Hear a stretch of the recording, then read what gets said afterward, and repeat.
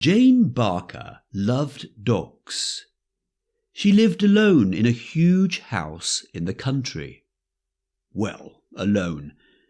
It's true that she didn't live with any other humans, but she had more than a dozen dogs. She rescued dogs from the town. People sometimes buy a dog for Christmas and then decide they don't want them anymore. Then they leave them in a park or by the side of the road. "A dog is for life," Jane told people. "You mustn't get rid of them. You should keep them all their lives. They would never leave you by the side of the road."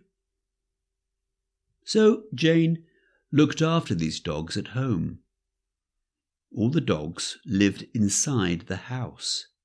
Some lived in the living room, some slept in the kitchen, some in the bathroom. There were dogs everywhere in the house. When Jane's friends came round to visit her, they were shocked by the mess in the house and the bad smell. "Jane," they said, "don't you think it's a better idea if the dogs live outside? Wouldn't it be a good idea if they lived in a kennel? Dogs don't have to live in your house." But Jane didn't agree. "How could you say such a cruel thing?" she answered. "Would you like it if you had to live in a garden? Of course you wouldn't. So why does a dog have to live outside?" "Well, if it was just 1 or 2 dogs," her friends said, "they could live inside. But you've got nearly 20.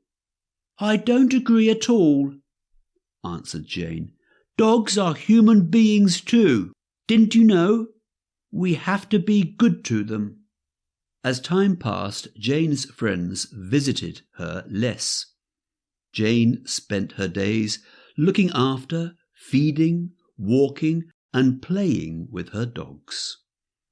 She found more dogs in the town, or people brought dogs they didn't want anymore and gave them to Jane. Soon Jane had over 100 dogs living in her home. The house was now quite disgusting. There was an awful smell everywhere. The carpets were dirty, the curtains were torn, and the furniture was broken. Twice a week, Jane had to go shopping to buy food for herself and her dogs. People looked at her and shook their heads. "What has happened to that woman?" they said. "She doesn't have to live with all those dogs in the house.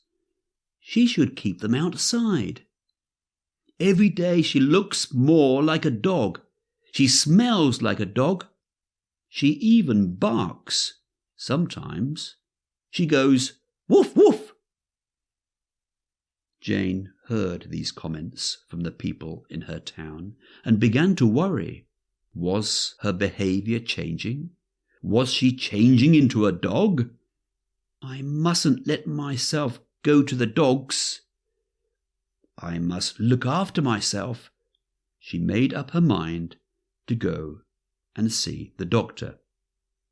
The next day, Jane went to see her local doctor. "Please, Miss Barker," said the doctor, "what seems to be the problem?"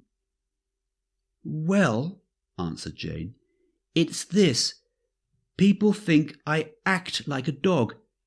Am I changing into one? What should I do?" "That's silly, Miss Barker," said the doctor. "You shouldn't worry about that. Come and sit on this sofa and we'll talk about it." "Oh, doctor," said Jane nervously, "I mustn't sit on the sofa. I'm not allowed to."